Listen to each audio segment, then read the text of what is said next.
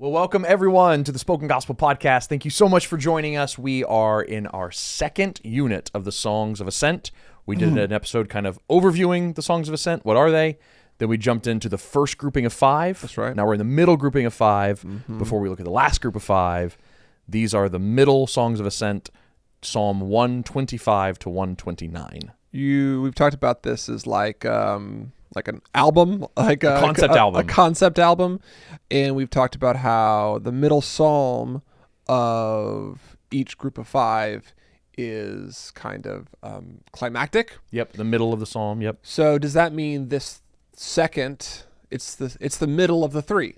Is this the high point in the ascents, and is the middle of the second one the high point of the high point? Yes. Okay. So the high point of these Songs of Ascent, and if you're like, what's a Song of Ascent? What do these mean? Just go back. There's plenty of content. Yes. I don't need to repeat here. You can listen to it. But the middle of the middle, if you go to it, Psalm 127. Yes. Read the superscription for me. A Song of Ascents of Solomon. Solomon. What did Solomon do? He built the temple. He built the temple. Is this the only one attributed? It's the only one. So it's the middle of the middle. Okay, it's the middle of the middle. It's pretty cool. Temple so is at built. the middle of the middle, at the top of the metaphorical literary mountain, is the temple. Is the temple Solomon. and the temple builder, the one who did it. That's right. Okay. Yep. Cool. And just the first line is, unless the Lord builds the house. Yeah. And so you have this idea of Yes. a house being built on top of the mountain. We are on our way to the top of the Psalms of Ascent. We are ascending, which, just to break this open with a really great anecdote. Antidote. In case you're sick, I have the antidote, and it's this anecdote. Great. When we lived in the Philippines, Okay. we went to visit a pastor in Manila, and we were walking around a mall in Manila, and we were coming up on this escalator that was headed upwards, ascending. Yes. And he said, "Hey, this is funny. Did you know that in Tagalog, the language there, you can have a whole conversation using one syllable?" And he said, "Baba baba." Baba baba. Uh-huh. And he said, "That means, are we going up?" And then you can reply, "Baba ba. We are going up." And I was like, "I don't believe you." And so we go up the escalator, we're walking around, we're talking, and we come to another escalator bank. And I just wanted to test the theory. So I just look at him and I go, "Baba baba," like pointing at the escalator, and he goes, "Baba ba." "Oh, you did it." I was like, "Oh yeah." So yes, Seth, "Baba baba." Baba baba. We are going up. Baba baba. Is that what I was supposed to say? Baba ba. We are going up. Yeah. Yeah. So, anyway, anyone who actually The speaks, first 3 minutes of this podcast could be summarized in one skip. syllable. And it's ba. It's ba. Okay, Psalm 125 begins our next grouping of 5 songs of ascent. And it starts thus. Those who trust in Yahweh are like Mount Zion, Okay. which cannot be moved, but abides forever. Okay, Yes. so let's talk about this. Got lots of memories with this song. Do you? Why? Yeah, it was the song that was just there was this. It's still around. It's called Verses. It's like they put psalms to music. Yes. And our dear friends run that. and back in the day, they had like put Psalm 125 to music. Oh, and it yeah. was right after we found out like we got pregnant, which we were not expecting. And this was like the song that like comforted us when we felt like we got thrown into the deep end of parenting 3 months into marriage. Right. So that was like, I got a lot of personal memories with this song. That's really cool. I didn't know that. There's, yeah. in the next verse, I got a personal story. Oh, yeah, connected to okay, this okay. one. But we'll wrap up our eisegesis and try to do some exegesis here. And so those who trust in the Lord are like Mount Zion, which cannot be moved but abides forever. Okay. What has just happened to the people of God in their ability to stay in the land? They've left it. They've left it. They've been left it. exiled. Yes. And so there's this very near historical lived reality threat to our permanence in the land. And what makes the mountain of God, in their imagination, was the temple. It was the temple. And it's burnt. It's burned. It's crumbled. It was the temple. And as we talked about in the first episode, it's the kingship. Yeah. Without a king, we don't have a kingdom. And it's the house of God. It's where God lives. Yeah. And so all that has been under threat. Who's going to be the king? Does God still dwell with us if the temple's been destroyed? Yeah. So all of this is in flux. And now you get this statement that those who trust in Yahweh, who put their trust in him, who are following him, believing in him, obeying him, will be like a mountain in the land, and they'll never be cast out again. Cannot be moved. Which does kind of go to the story of why exile happened in the first place. They stopped trusting in God. They started trusting in idols. They stopped keeping his word, and they started breaking his word. And so those are two sides of the same coin. Well, that's right, because I was like, those who trust in the Lord are like Mount Zion, destroyed, burned down, away from the presence of God. Yeah, those who do not trust in. Well, no, I'm like, we're faithful Israelites. We're hoping for it. It's like we trust in Yahweh, but our experience is that we can be moved. That we can be moved. But then it's a surprising line, which cannot be moved, but abides forever. Everything in their experience kind of would teach them that the mountain of God has moved. It's been burned to the ground. As we understand it as the temple of God the people of God. And the people of God. That has been torn down and moved. That's right. And now there seems to be this promise. That's like, no, what you thought could be moved can't be moved. Yeah. It abides forever. Yeah. My really presence cool. on the mountain abides forever. Yeah. And so there's this picture, and it's going to be important to pick up because we're going to have very soon in this psalm this idea of the wicked being removed from the land. Okay. But the righteous, those who trust in the Lord, staying in the land. Okay. And so I kind of want us to keep that frame in our head for this whole group of psalms. Okay. That the wicked are taken away from the land, but the righteous endure in the land forever. Okay. And that is the picture of Eden. That it's, I think we quoted this last episode, this idea of these lists of unrighteous, wicked behaviors, sorcery and the like in the New Testament. Such will not inherit the kingdom of God. Yeah. That's not the kind of people who stay permanently in the land. But there's this steadfastness and stability in God's land for the righteous. Yeah. For those who are actually fit for the kingdom of heaven. So I just think that's cool. Yep. Okay. Yep.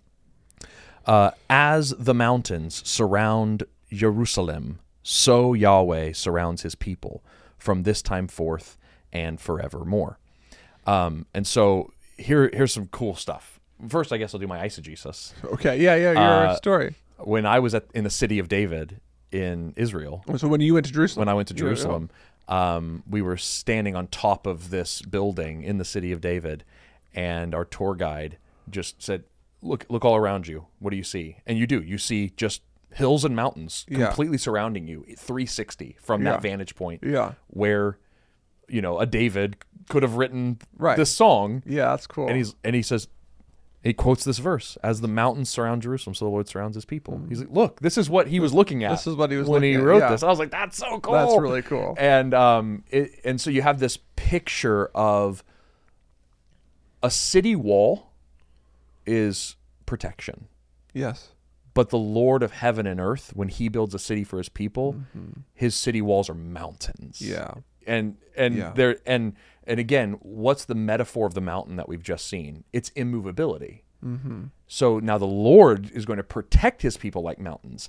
His protection can't be moved. Yeah. So again, that protection was forfeited, however you want to word that, that sent them into exile. Yes. The house that should have been permanent was impermanent, and they were sent into exile. Yeah. But now he's saying those who trust in Yahweh are secure on the mountain. They can't be moved. Neither can their protection be moved. Yeah. They're surrounded on all sides by God. Yeah. Yeah. They dwell in permanence and are protected with permanence. Okay. Is love cool. it. There's this word here, forevermore.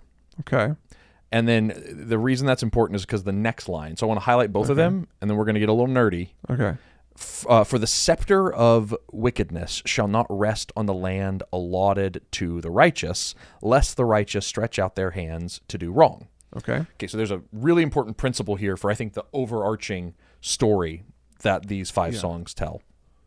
And it's the scepter of the wicked, which is some kind of wicked ruler. Yeah. Is Scepter not is just like the thing the king holds. the thing that it represents the king's Jafar's rule. staff. Jafar's staff.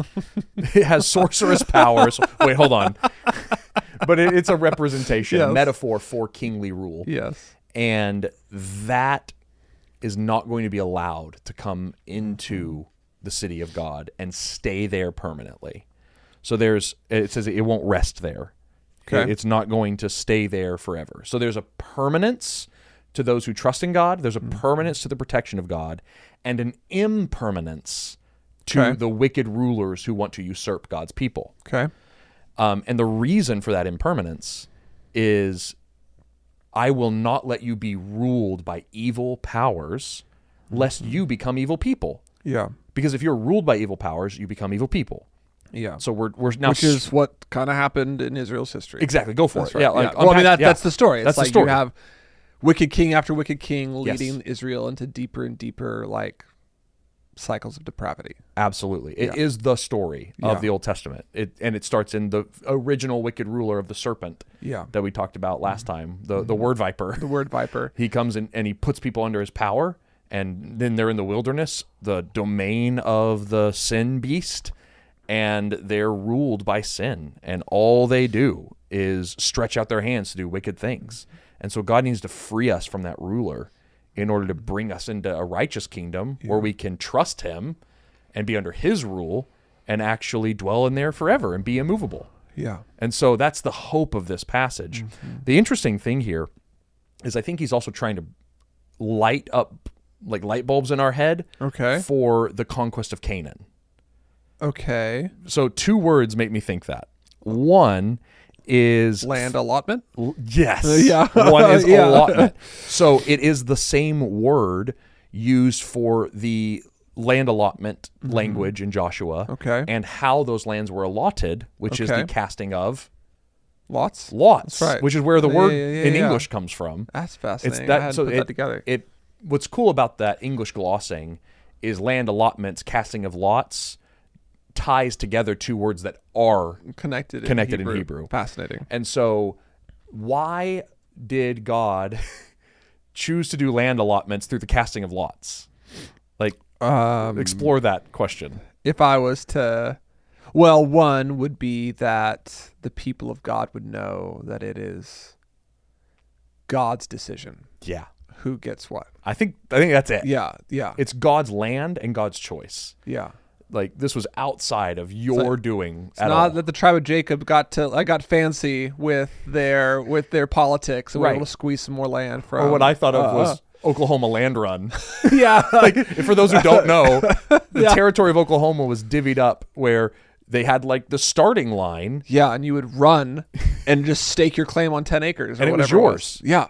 but some people cheated and jumped the line, and they were called Sooners. Yeah. Yeah, and that's And where they went too soon and they stole people's land. Yep. And now OU is the Sooners. So there you Sooners. go. There you go. There's a history lesson there you weren't asking for. But that's not how it happened.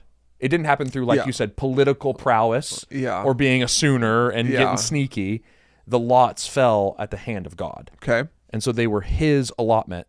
And they're an eternal allotment. So that word forevermore is used.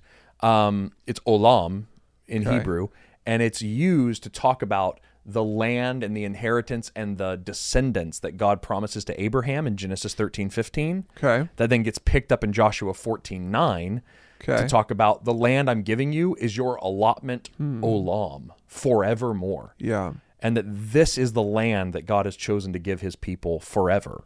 Okay. And so, again, I'm just saying, I think we're supposed to be triggered into this idea of the conquest of Canaan. Okay. And I think that's because there's these motifs of those who trust the Lord and the wicked scepter that needs to be removed from the land of the Lord. So you have a wicked scepter will not rest in the land, Yes. but those who trust the Lord will come in and move in and not be moved again. It'll be allotted to them. That's right. Yeah. So I'm like this. What this sounds like to me is a final conquest of Canaan. Okay. Yeah, I see. I mean, I see that. Yeah, Yeah, I see that. I think that's cool. Yeah, I think that's great. And it's kind of continues the theme of like the presence of enemies. It's Yes. like where like this is, and adds like a level of finality to it. Like you said, like this isn't just another iteration of the same story we've had many times in the past, where Yeah. a king's going to come up and like he's going to do his battles and he's going to reestablish the borders. No, this is a final allotment for God's people. Yeah. The wicked won't rest here, but you will. The righteous will reign forever. Yeah. Okay. Verse 4. Do good, O Yahweh, to those who are good, and to those who are upright in their hearts. So he's kind of, I think, jumping back to verse 1's logic. Yeah. Those who trust in the Lord will live in the Lord in the land forever. They won't be moved.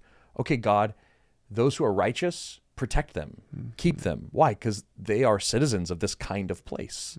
We belong to this land because we're acting in accordance with its rules and the way that you've built it to be lived in. Yeah. Okay. And then verse 5, but those who turn aside to their crooked ways, Yahweh will lead away with evildoers. Peace be upon Israel. So what's interesting about this language is this crooked way is how you would talk about the switchbacks down a mountain. Okay. And so they're descending off the mountain down that treacherous. Yeah. It's always harder to ascend, but it's more dangerous to descend. You know, right? Yes, that's right. In your trail running experience, It is true. It's true. It is true. And those switchbacks, those rocky places, is their way of life that they've been living, which is marked by crooked ways down the mountain. broken ways, is then manifested in the exile of the wicked from the mountain land. Okay. Is they are descended off of it. Okay. To follow their own crooked, craggy paths Yeah. out of God's presence and out of the land of righteousness. Yes. Okay. Help me remind me as we're looking at this. You like this section of 5 is telling like a smaller story within the bigger story. And like what was the big heading? Yes. The big idea for these 5. So the big idea for this one is the permanence of the godly in the land and the impermanence of the wicked in the land. Okay, which is okay. And so maybe it will help to actually do that little inclusio. Yeah. Oh yeah. Okay, so here 125, you have those who trust in the Lord are like Mount Zion, they cannot be moved. Okay, then go over to 129, which is the end of it. Yes. And you have the wicked, let them, this is verse 6 of 129, let them be like the grass on the housetops, which withers before it grows up, with which the reaper does not fill his hands, nor the binder of sheaves his arms, nor let those who pass by say, the blessing of Yahweh be upon you. So he's comparing the righteous in the land to the wicked in the land. The righteous are like mountains. The wicked are like grass. Yes, and grass like that doesn't even is on a roof. Yeah. What I picture, I know it's not the same thing. What I picture is the stupid grass that grows in between the concrete on my driveway. Yes. Yeah, right. And it's not supposed to be there. It's not supposed to be there. It's not. There's not a lot of it, but it's not a lot of annoying. it. Yeah. It's going to wither and die away. Yes. And if you had somebody who's supposed to gather up the grass to take it away and burn, there's not even enough for him to fill his hands with. Yeah. It withers before it even grows. You've ever tried to weed it and like pull it out? Like there's not even enough to like pull it out of the ground. Like like on a roof, like a dirt roof. Yeah. Grass would grow, but its roots and its system of nourishment is almost non-existent. And so that's the big story here, is the permanence of the righteous in the land, and the exile of the wicked from the land. And I think that would feel pretty powerful to an Israelite who spent the last 70 years in exile. What has seemed most permanent is the power of the empires that have ruled them. Yeah, right? They've been living under their staff. Their staff. Yeah. And what's felt impermanent is the mountain of God that was burned down long ago. I mean, it seems ruined. But God's promise is that the mountain of the Lord abides forever, and that wickedness is impermanent, and the rule of the righteous is eternal. And that's the encouragement of like this section. It's like, no, God's way wins. Yes. God's way always wins. Yes. Wickedness is always punished. Evil will be dealt with. That's right. That's right. And I think the other side of that same coin, which is the hope of this passage, is I will build a kingdom of righteousness that will cover the world with the Eden life that it's been longing for, one not ruled by a wicked serpent. Right? Yeah. Okay. Yes, so I think good. the same thing, just different side of the same coin. That's right. Yeah. Okay. So that is 125. That's 125. Okay. 126. When Yahweh restored the fortunes of Zion, we were like those who dreamed. Okay. Our mouths were filled with laughter, our tongues with shouts of joy. Then they said among the nations, Yahweh has done great things for them. Yahweh has done great things for us. We are glad. So the escalation here is from like the confidence of the people that they live in a place of permanence where God's justice and peace dwell and evildoers are cast out. And now because of all that, the nations surrounding them are like, Israel, this is what Israel was always meant to be. This God is what did something. Yes. Yeah. God's people were always meant to be this way. This was God's plan from the beginning. Yes. So Okay. more eisegesis. Yeah. Okay. One of my favorite songs, worship songs growing up, was from this verse. Okay. When the Lord brought back the captive ones of Zion. Did you ever hear that song? I've never heard We this were song. like those who dreamed. I think it was Sonic Flood. I don't know Anyway. this song. Oh, man. I was were all like about those- this song. If We were you- like those who dream does sound like a great song we lyric. were like those who dream, man. So, speaking of that phrase, it's a really debated phrase of what it means. Okay. So let me give you some options because they're all kind of cool. Okay. So one way of understanding that is we thought we were dreaming. It was so good. We were like those who dream. Oh. Like, this is too good to be true. When the Lord restored the fortunes of Zion, we were it was like we were dreaming. It was like a dream. It was like a dream. Yeah. Yeah. Okay. It's too good to be true. Okay. Another one is talking about its speed and almost unexpectedness. Okay. How do dreams come about? I don't know. Yeah. They just, boom. You don't know how you got there. We're just here. Exactly. And so it could be talking about the decisive action of Yahweh to immediately put you into this state. Yeah. How did we get here? I don't know. God acted. Yeah. My favorite interpretation Okay. is when Yahweh restored the fortunes of Zion, we were like the dreamers. In the Old Testament, the dreamers, also called the seers, also called the prophets, Okay. are a category Yes, of that's right. people. That's right. And what did they talk about all the time?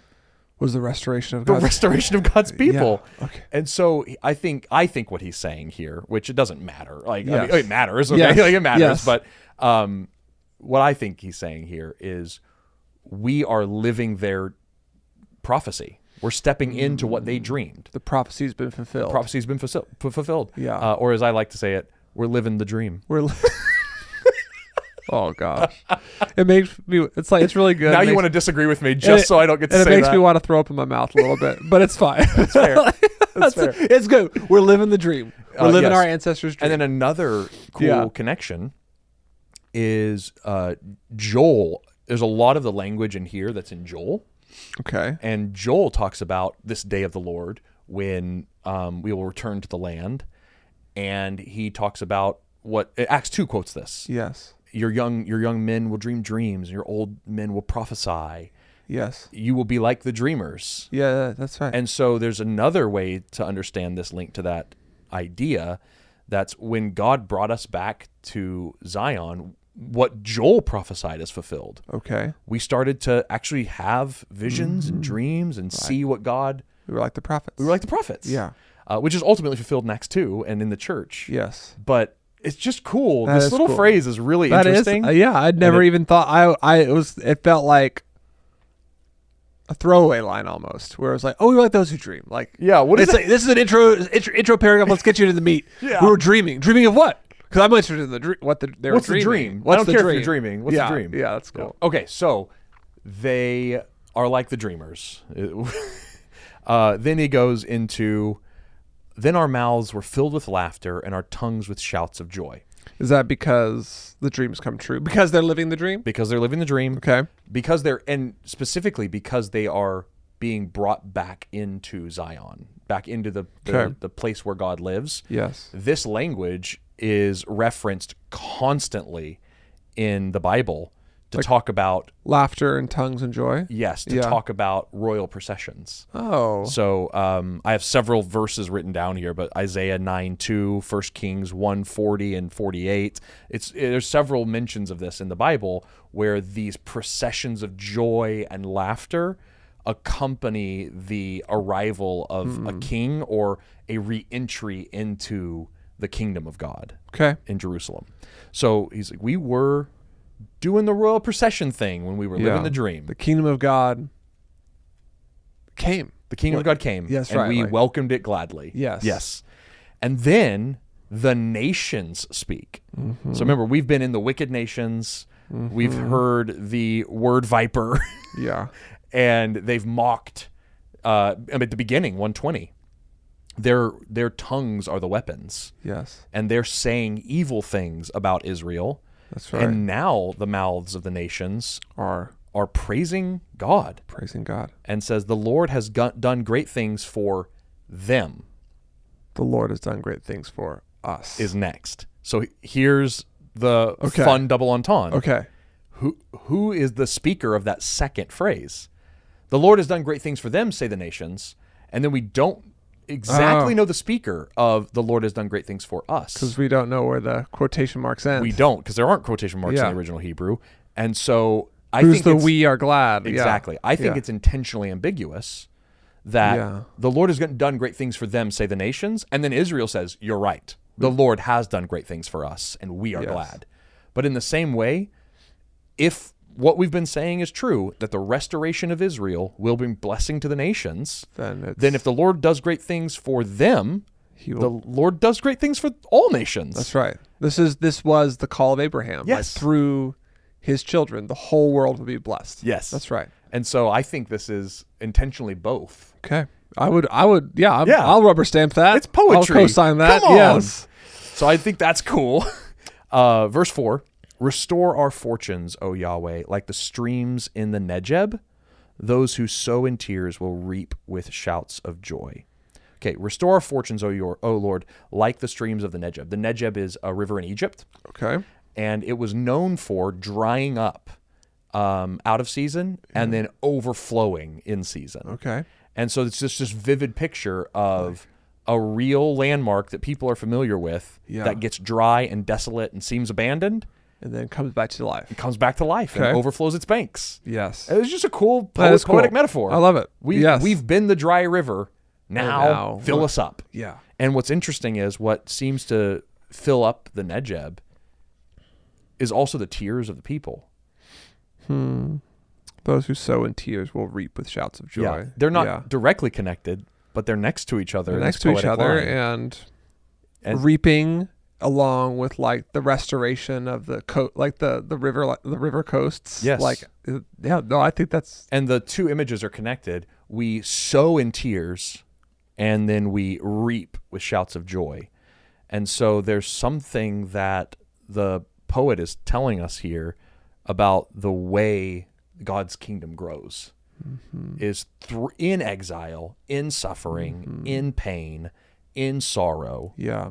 God turns that desolate river into an overflowing bank, that the tears we cry in suffering actually become life-giving water that bring flourishing to the banks around it. That's sweet. Yeah. Wow. Like it's a more like definitive way to say it would be like, there is like, you don't have restoration without exile, or you don't have return without exile. Yeah. And God is preparing something even greater on the other side of it. But the pain of exile had to be experienced first. That's right. Yeah. And it's such even a New Testament biblical idea. This is the logic of the resurrection. It's the logic of the resurrection, and it's the logic of our sanctification. Yeah. That suffering produces something. Yeah. That it produces character, that it produces endurance, that it produces holiness and righteousness. And that in our suffering, we join Jesus in his cross and in his suffering and in his passion, so that we might become more like him in his holiness and righteous character. And so there's something so beautiful about, we talked about the immovability of Mount Zion. Yeah. And how you brought up that must seem almost like an unreality, like a dream. Yeah, like a dream. That's right. To the people who are in exile, who have suffered loss. Yeah. And they're like, how can this be good? And there's some mysterious working of an all-powerful God who loves making things new, that takes exile and somehow turns that into a harvest. Yeah. And like we've talked about, this is the story of Jesus going into the grave and producing life for the world from that place. Yeah. That's incredible. Bringing joy from tears. Yes. Yeah. Quite literally. So it's a beautiful picture. As a poet, I enjoy that line. I just think it's beautiful writing. And help me like understand the flow of the narrative in this story. Then, so it's like we keep saying it's like going back up to the mountain and back down the mountain. So here in 125, we've got this promise to the people, like as they're standing in Jerusalem, like this is a place of permanence and protection. And then in Psalm 126, we've got like the promise of the nations coming and gathering. Like I guess the first one had a much clearer narrative. Yes. And I'm struggling to keep up with, like, it felt more like a journey on the first one. Yes. This one feels a little less obvious to me. So That's right. I'm asking, like, how are these escalating towards that third climax? Yeah. So we don't actually know that 125 is imaginatively positioned in the temple. Okay. If you start the cycle over again, those who trust in the Lord are like Mount Zion. They can't be moved. And as the mountains surround Jerusalem, the Lord surrounds his people. Where is this being said from? It could be a song of longing to go there. But how are we going to get there? Well, the wicked won't reign there forever. So it's like there's a power over over there. There's a power that needs to be dethroned. And then there's a prayer. God, do good to those who are good and who are upright, and lead the evil down the crooked path off the mountain, perhaps while we come up the mountain. So again, this is all imaginative as you're following the structure. But it's like from a place of exile, God's promising, no, there's my presence is permanent. Yep.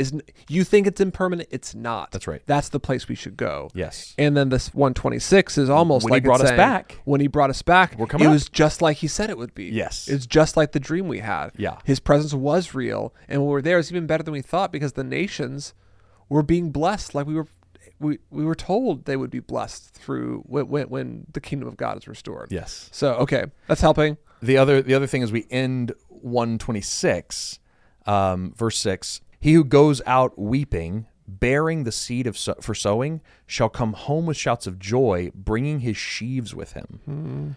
His tears are seeds. His tears are seeds. Yeah. And what's the harvest? What are the sheaves he comes back with? Shouts of joy. Shouts of joy. So there's an emotional harvest. Yeah. Which I would have assumed is the shouts of joy from the nations. The Lord has done great things for them. Yes, I agree. I agree. Yeah. I think the harvest that the exiled people of God bring back are the nations. They save the nations back with them. And that was the Exodus story, Yes. right? Like Yes. that. Like the Egyptians come with them. That's right. A mixed multitude Yeah. leaves exile, or leaves Egypt, Yeah. and comes out. And it's the same thing. They go and they cry amongst the nations. Yeah. And that presence of God's people in exile brings a mixed multitude back to Jerusalem with them. Yeah. They come. The sheaves in their arms are people from every tongue, tribe, and nation, in a sense. Yeah. And that's the conquest of the gospel. Yeah. Is to go into all the world. Yes. And preach the gospel that the King is here. Yeah. And bring them into the kingdom with sheaves, your arms full of the sheaves of people from every tongue, tribe, and nation. And that reaping comes through suffering. Go among the peoples of the world and suffer with them. Yeah. Cry. And in that, just like Jesus, you will raise up a harvest of life. Yeah. So it's a great picture of even just the Christian mission in the world. Yeah. So I love it. beautiful.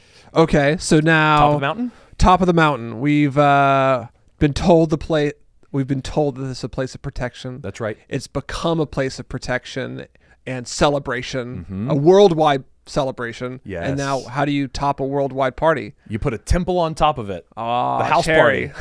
The cherry on The cherry on top top is the temple. Got it. So it is a Song of Solomon, and I'm gonna see if you can connect the dots here. Okay. The way I did. Okay.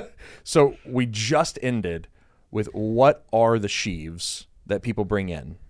People from the nations. Okay. Yeah, the praise of the nation. Yep. But yeah. And then a Song of Solomon.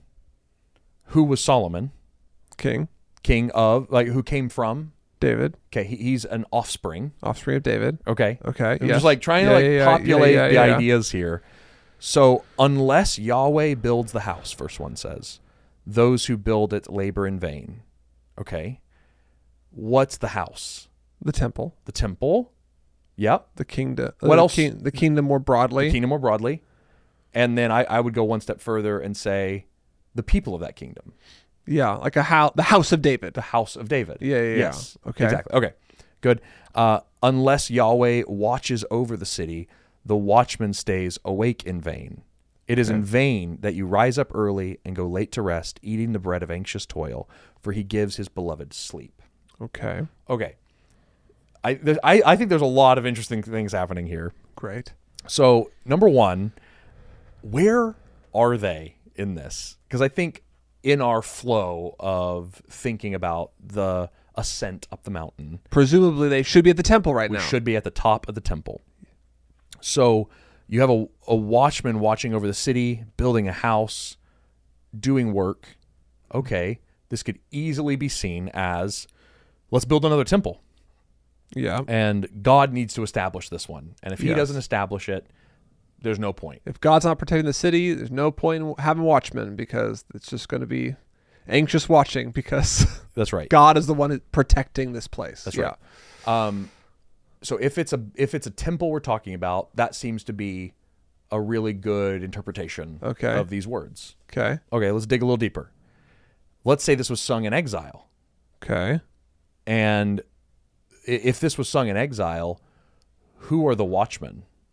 Not Israel's watchmen looking out for her city, but the Babylonian watchmen Okay. looking out for enemies that might come to attack it. Okay. And so it's just interesting thinking about an exiled people surrounded by foreign walls, Yes.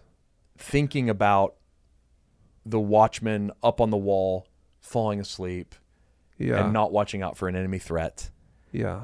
And here in this metaphorical universe, it would be this picture. I get the picture of Ezekiel where God rides into Babylon Yeah. on his throne chariot Yes. to conquer Right. and free his Yeah, people. yeah, yeah. Well, if the Lord hadn't built that house, if the Lord wasn't keeping watch, all of it's in vain. So again, Oh, so Yes. maybe another way to say it is you're saying this could be seen as like something like this is how permanent Israel is because God's protecting it, God's building it. But could also say another way to say it would be like it's also a sign of the impermanence of the Babylonian Empire. Yes. Because the only reason Israel's in exile in the first place is because God sent them there. Yep. The only reason that the Babylonians are in power it's because God's letting them. because God's letting them be in power. They are his axe and hammer. Yes.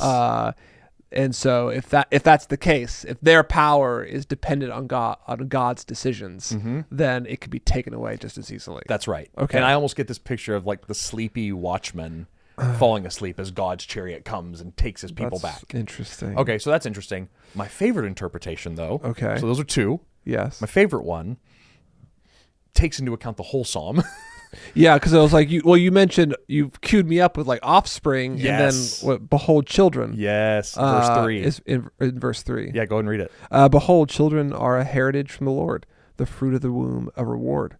Like arrows in the hand of a warrior are the children of one's youth. Blessed is the man who fills his quiver with them.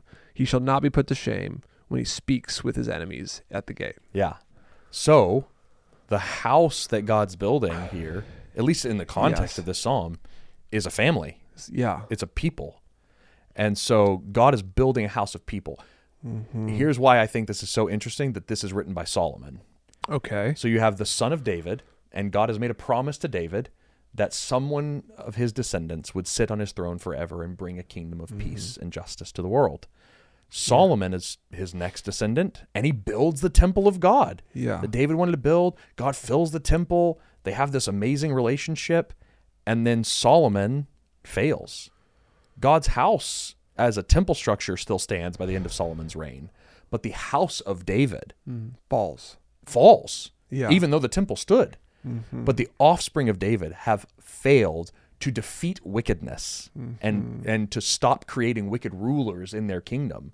And that's ultimately what leads them into exile, is this slavery to wicked rulers that grew up in the house of David itself. Yeah.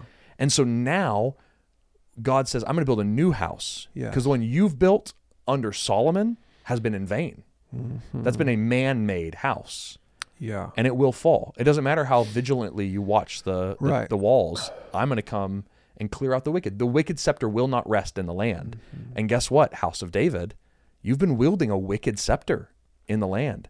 I will take it out. But there's this promise here that this returned people who will not be moved in the land will have a not vain offspring house that will fill the land and stay in it with righteousness and become like arrows that defeat the enemies of wickedness. So God's talking about not a vain people who will be ruled with wickedness, but a purposeful people who will be ruled with righteousness, who will actually bring his kingdom to bear in the world. Yeah. And what do you think about that? I mean, I'm thinking, behold, it's like if we're talking about the failed house of David and the hope for new offspring, I'm thinking about Jesus as the ultimate son of David, who comes and does what Solomon did not. He builds the temple, he establishes the temple, and he does not rule with wickedness and brings all sons to glory. Like he brings that's the story that Jesus completes here. Is like he in this like song of ascent at the top of the mountain is Jesus, the son of David, who is ruling, who has not built his house in vain, who God is protecting, and through his life, death, and resurrection brings the world to him, and he rules like as the true son of David. Yeah. And the offspring he creates aren't vain. They're not in vain, but they actually accomplish the purpose for which he bought them and made them new creations, new birthed them. That he makes us into righteous image bearers of Jesus. We are his quiver. We are like, he has filled his quiver with us. Whoa, that's cool. And when he goes to enemies at the gate, he like pulls us out of the. He pulls us out. We are the means of filling the world with righteousness and conquering a world of wickedness that Jesus, the King, uses in his war and conquest against evil in this world. It's cool. We are his quiver. We are the arrows in his quiver. We are the arrows in his quiver. I love that. And like, I don't want to get so metaphorical that we miss the beauty of bearing actual human children here. But there's but we're as we're meditating on the Psalms of Ascent, the ascent to the ultimate kingdom of God, to the kingdom of God after exile in Israel, but also the ultimate kingdom of God. Like, this is the appropriate meditation. It's just really cool. So I've loved this psalm for a long time. And it's been cool to see this. And it's also not unconnected. Like, how does Jesus get born unless there's a string of people before him who are having children? Like the only reason Mary and Joseph are alive is because God's people were fruitful and multiplied. That's right. Because God's people continue to faithfully like teach each other the word and obey the command of the Garden of Eden. And Mary and Joseph are there, ready to bear Jesus. God. Well, I guess just Mary, Joseph. And it's interesting to say then, in thinking about Mary, is unless God is the one who builds this house of David within her, the child will ultimately be in vain.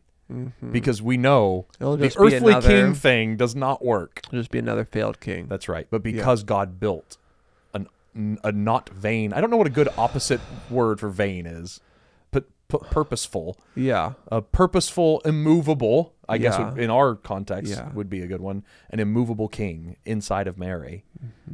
Now we know it's not in vain. He will build the house. A destined child, not Destiny's Child. Not destiny, not a vain child, but one destined for glory and victory. And then thinking about this, going back to, Solomon did what? Built a temple. Now we know we have a destined king who creates a destined people to enter into his destined place. That he now creates us into the temple of God, the people of God, in order to bring the presence of God and the justice of God to the world. Where we now form that temple, that Solomonic temple is formed in us by this new king. So just tying up that last temple.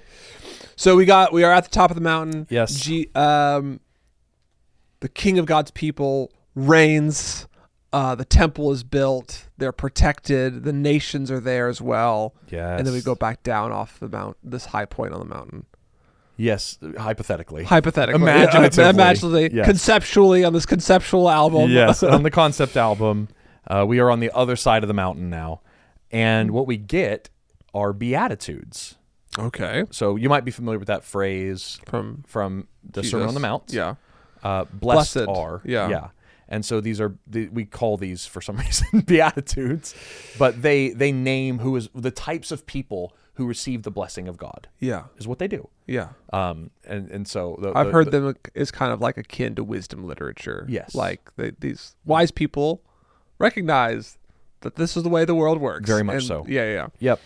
So we get Beatitudes. Blessed is everyone who fears, wisdom word, the Lord.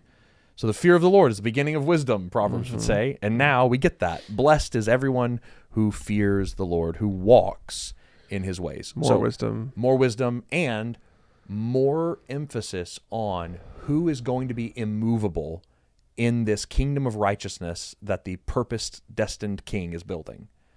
Those who follow his ways. Yes. Because the wicked are like grass. They're going to be plucked up right. and taken away. The righteous will live here forever and be like a mountain. Back to Psalm 1. Yep. Yeah. Exactly Yeah. right. Yep. So that's just, again, being highlighted here. Is it anytime there's a phrase like blessed is that always a beatitude, or is there like a is that a subgenre I don't know of things? what makes it finally qualify Yeah. as a beatitude. As Is a single statement a beatitude? I don't. Because like blessed is the man Yeah. who walks not on the counsel of the wicked. When I was reading about this, that was included in a list of psalmonic beatitudes. Interesting. Yeah. Okay. So, Well, for what it's worth, and I don't know how much it's worth to have this made-up category of question genre. for another day. But number 2, you shall eat the fruit of the labor of your hands. You shall be blessed, and it shall be well with you. Okay. Okay, so blessed is everyone who walks in the ways of the Lord. You're going to be immovable. You'll be in the land. And now once you're in the land, you get to eat the fruit of the work of your hands. Okay, a couple things are happening here. One, there's this long tradition in prophetic literature of this phrase, each one under his own tree and with his own vine. Yes. And this idea that the allotted lands, which we had talked about, that those allotted lands would feed the people to whom they were allotted. Yes. And so this is a fulfillment of the Edenic blessing Yeah. that the land God puts you in will provide for you. Yeah. And a reversal of the curse. Exactly. Because the curse was that the land will not be as fruitful. Yes. You'll put more effort into the land than Then you'll it get gets out. out. Than you'll get out of it. That's right. But here, you get exactly what you put in. Yep. The other thing that's happening here is a reverse of slavery and exile. Oh yeah. When you're a slave, you work the land and you don't keep the food. That's right. It goes to your master. And there was even, this is super nerdy, but one historian I read about this says that there, around the time that this might have been written, there was a heavy Persian tax on the farmland of Israel. And so all the crops that were grown in Israel were taxed heavily Okay. to be bequeathed back to Yeah. Persia. And so to read this under heavy taxation and go, hey, there's going to come a day when you actually get to keep all the crops you grow. Yeah. It's just a very present reality. Yeah. No more taxes. No more taxes. Hallelujah, amen. And the nations rejoice. God has done great things. The Lord has done great things for us. No more taxes. That's really funny. Yes. And so I think that's also on the line here. Okay. Your wife will be like a fruitful vine, verse 3, within your house. Your children will be like olive shoots around your table. So again, we have children. The house of God that he is building. Are fruitful and multiplying. Yeah, and they're people. Yeah. And so again, I think this whole collection of Psalms in these middle 5 are emphasizing the crop of people again and again and again. People as crops. Okay. It's going to come up again. Yeah. Not just and so it's fascinating. The interesting thing, fruitful vine is fascinating because Israel herself is described prophetically as a vine that grew up out of Egypt and came into the land and flourished, but then died. Yeah. And so this fruitful vine of Israel collectively is now brought into a local home and an individual wife, and this wife will be fruitful and multiply. And again, it's just this idea that Israel's original intent was to be fruitful and multiply, to create a kingdom of people that would bring flourishing to the world. Yep. And as you come back in and you eat your own crops and you obey the word of God, you live righteously, now your homes are going to explode with bounty and life, so that these people, these children, these arrows in God's quiver might come to abundance. Yeah. So it's double clicking on that. Okay. And then the interesting thing about the olive shoots were really unique in Israel. So olive trees had a bit of a half-life to them. They would die Pretty frequently? Okay. Some of them would have 30 years, some would have 100, but they would die. Okay. And in order to revive them, or even before they die, but oftentimes this was associated with death, they would take a cutting from you're a backyard gardener, so they would take a cutting from one of the branches of the olive tree and plant it. Yes. And that would be how they grow a new tree. Yeah. And so this idea of olive shoots was a very common agricultural practice for people. Right. And it became this metaphor for death and life. Okay. Where we take this tree that we know it stopped producing fruit, so we know it's on its way out, but we can take an olive shoot from it, graft it in somewhere else, and it can start to grow again. And so that's the idea here is you've lost a lot in exile, but you're being replanted as an olive shoot to be flourished here. I understand. So that's the depth of that poetic image. Fascinating. Yes. Okay. Great. Which is cool. So, and that's, again, Jesus is the fruitful vine. I'm the vine. You are the branches. Yes. You know, Jesus is the olive shoot who... We are grafted in like wild olive shoots into the branch of Jesus. Yeah, there's a lot that the New Testament authors and Jesus himself picks up on here in this idea. Verse 4. Behold, thus shall the man be blessed who fears Yahweh, wisdom. So again, all of this is rooted in agricultural metaphor, is rooted in, are you obeying God? Are you living the righteous life that he will live? Because that's how you're going to be immovable in the land, is by being righteous. Yeah, I keep seeing, just like you keep mentioning, people. Yes. The next verse is, the Lord bless you from Zion. May you see the prosperity of Jerusalem all that is your life.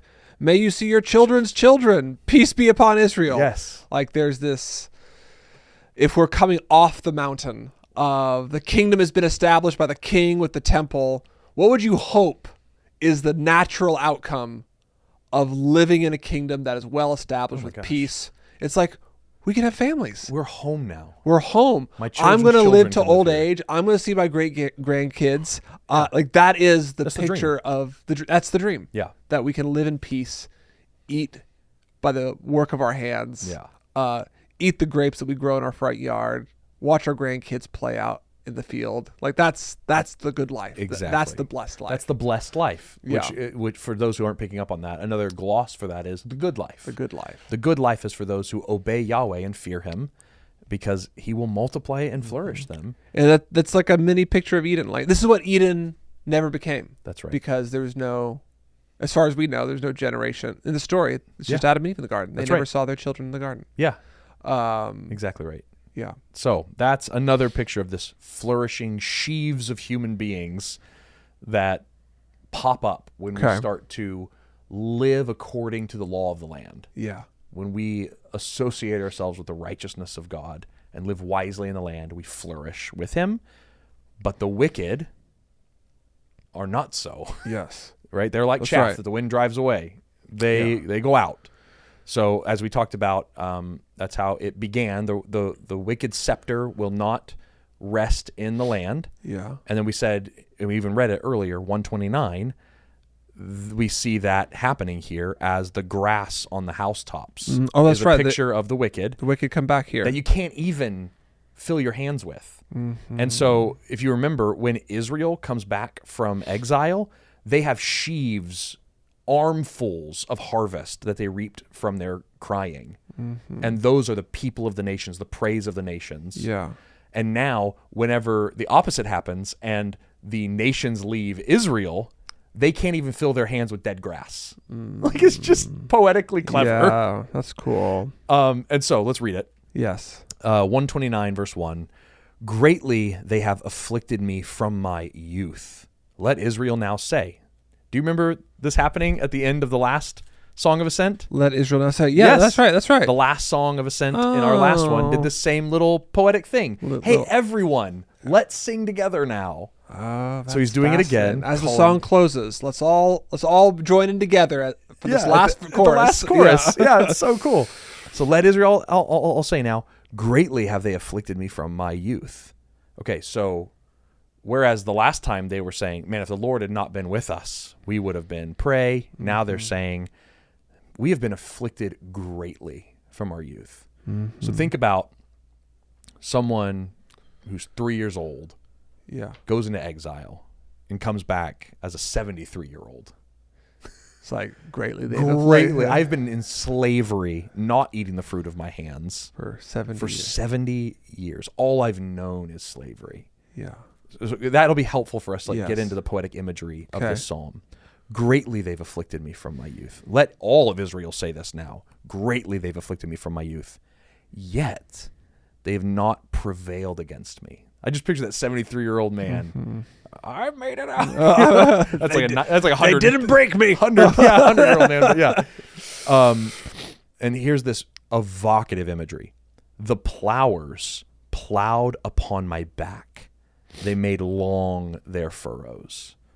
Whips, like scars in the back. Yep, definitely. This could be torture, mistreatment of a slave. Yeah. Another way to think about this is just as an agricultural metaphor, that for my masters, they didn't come out and plow the fields. They plowed the fields through me. I plowed the fields for them. I was their furrowers. Yeah. It was by the sweat of my back. That's right. Yeah. That I plowed their fields. Yeah. Yeah. The economy was built on my back. Exactly. Yeah. Yes. On the backs of the oppressed. Yeah. The oppressors built an economy. Yeah. And I was that back. And so they have, but the imagery is important because the people of Israel have plowed backs now. Yeah. Open soil. Okay. Open soil. Okay. The Lord is righteous. He has cut the cords of the wicked.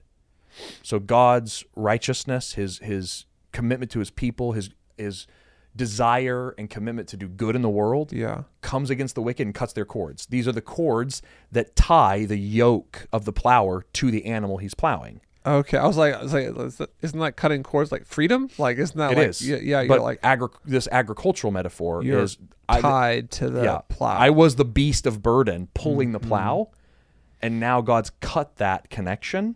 Interesting. And I'm free from them as my slave master. My slave master. Yeah. Exactly right. May all who hate Zion be put to shame and turn backwards. These are the people who have derided the people of God.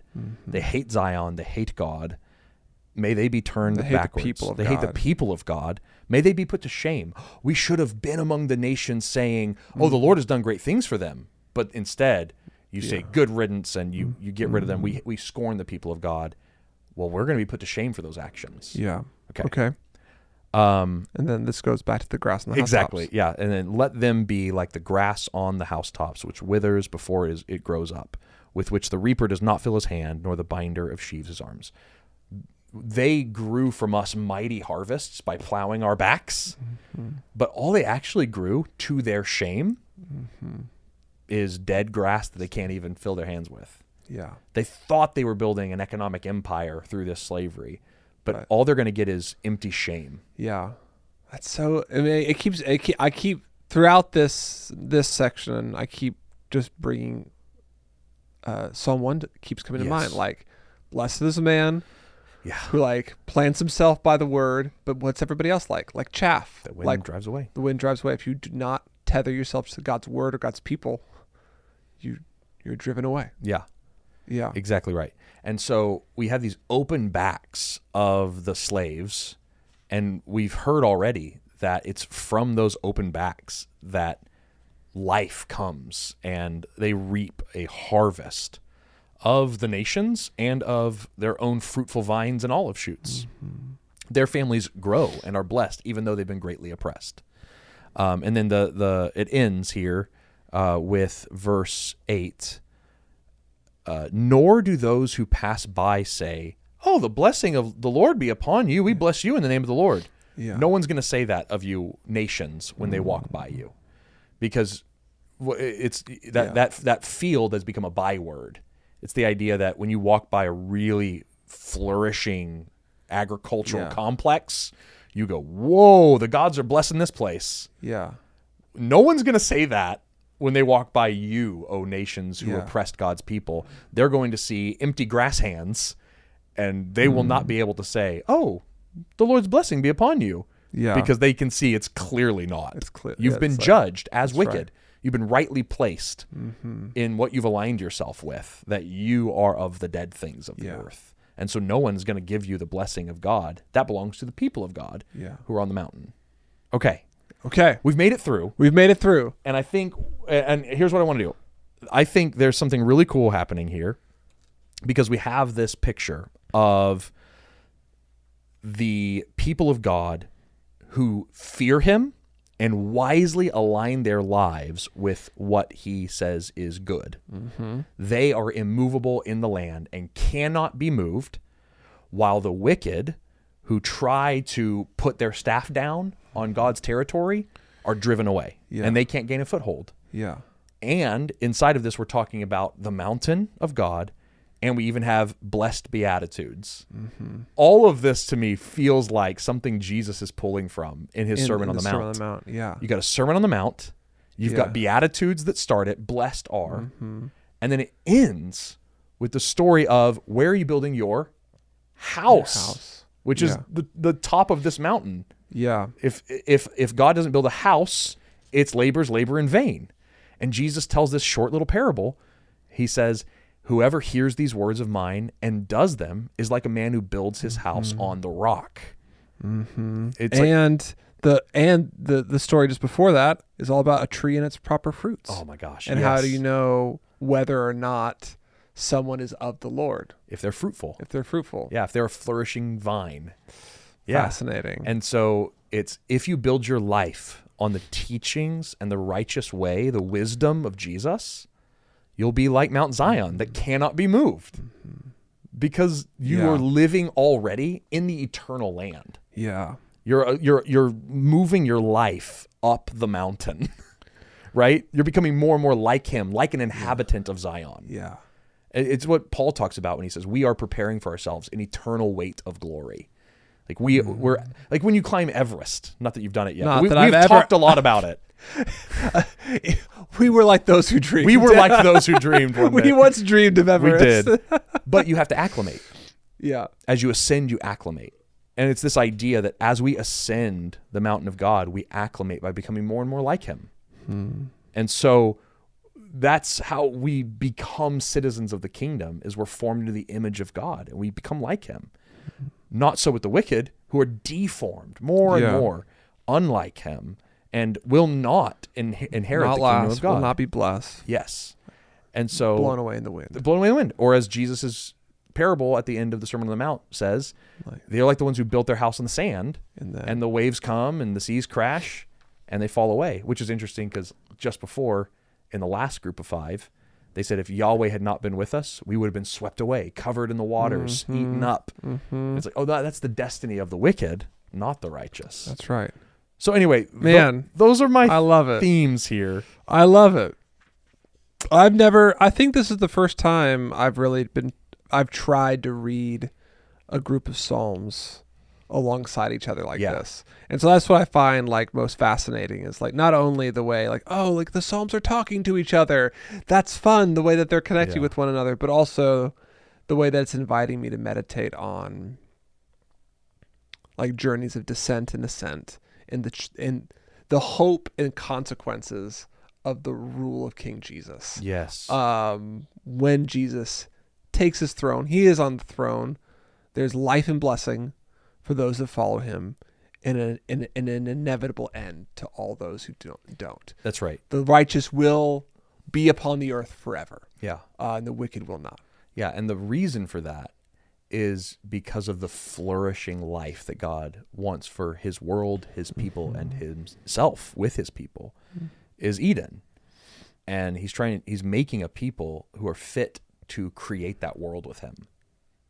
And I think the other piece we're missing here in our talking about how Jesus fulfills this, is the wicked ruler's staff will not rest in that land. Yeah. That there's wicked rulers, sons of Solomon, and sons of the nations, Yeah. rulers of the nations, and the spiritual powers that have all come to bear on us. And this can be anything from a wicked government to a fallen spiritual being to the rule of sin in our own heart. Yeah.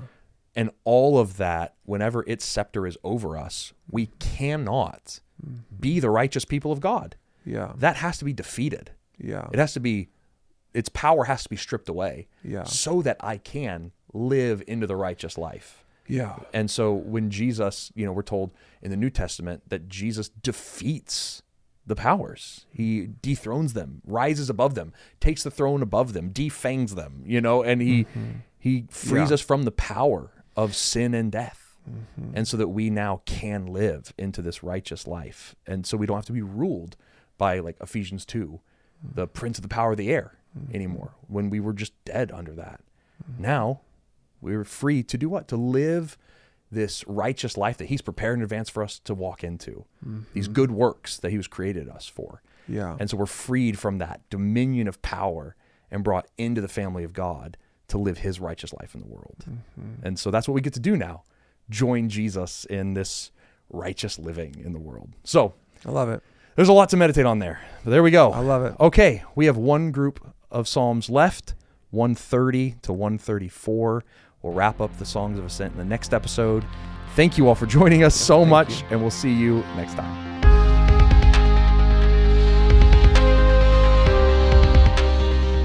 Thank you for listening to the Spoken Gospel Podcast.